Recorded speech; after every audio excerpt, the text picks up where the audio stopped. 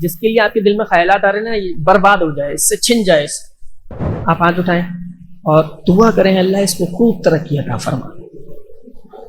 اتنا مشکل ٹاسک ہے نا یہ، آپ سوچیں، امیجن کریں، جس کے لیے شب و روز دل میں چل رہا ہو تباہ ہو جائے، برباد ہو جائے، اس کا میرے پاس آ جائے، کہیں کا نہیں رہے، اس کے لیے ہاتھ اٹھا کے میں دعا کروں، کتنا مشکل ہے۔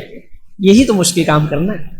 آپ کے دل کو اللہ قرار دے دے گا، آپ کے دل کو اللہ سکون دے دے گا، آپ کے دماغ کو اللہ سکون دے دے گا، آپ کی زندگی میں اللہ سکون دے دے گا۔ کیوں؟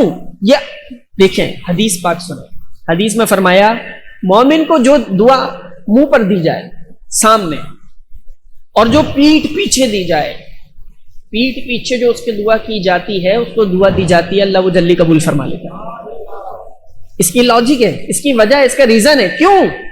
اس لیے کہ جب بندہ کسی کی پیٹھ پیچھے دعا کرتا ہے نا تو وہ دعا بالکل خالص ہوتی ہے۔ میں کسی کو سامنے دعا دوں اللہ تمہارا بھلا کرے، اللہ تمہیں خوشیاں دے، یہ دے وہ دے، دعائیں لگی ہوئی ہیں، کوئی بات ہے، اچھی بات ہے، دینی بھی چاہیے، دوسرے کا دل خوش کرنا بھی چاہیے، لیکن این ممکن ہے، پاسبلٹی ہے کہ اس دعا میں ریا شامل ہو، اپنا کوئی مقصد شامل ہو، اس سے کوئی کام نکلوانا ہو، کچھ تو ہو سکتا ہے نا، اس کی نظر میں اچھا بننا ہو، یہ ممکنات ہے۔ لیکن ایک بندے کو پتہ ہی نہیں کہ اس کے پیٹھ پیچھے اس کا مسلمان بھائی دعا کر رہا ہے۔ اب یہ جو دعا ہے نا یہ خالص دعا ہے، یہ فوراً اللہ قبول فرما لیتا ہے۔ اب آپ کسی سے حسد کر رہے تھے، اب آپ نے اس کے لیے دعائیں شروع کر دی، اسے پتہ ہی نہیں میرے لیے کوئی دعا بھی کر رہا ہے، اور آپ کو بھی نہیں پتا کہ اس کو پتہ ہے کہ میں اس کے لیے دعا کر رہا ہوں۔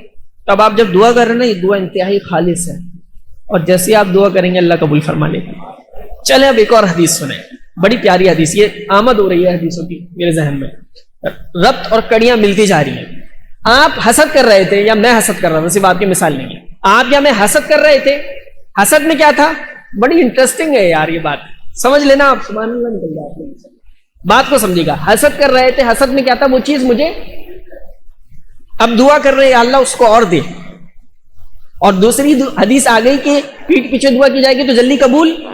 اب ایک اور حدیث سنیں، فرمایا جو مومن دوسرے مسلمان کے لیے دعا مانگتا ہے اللہ پہلے وہ اس کے حق میں قبول فرماتا ہے۔ کتنا سمپل حل ہے یار، ویری ایزی سولوشن۔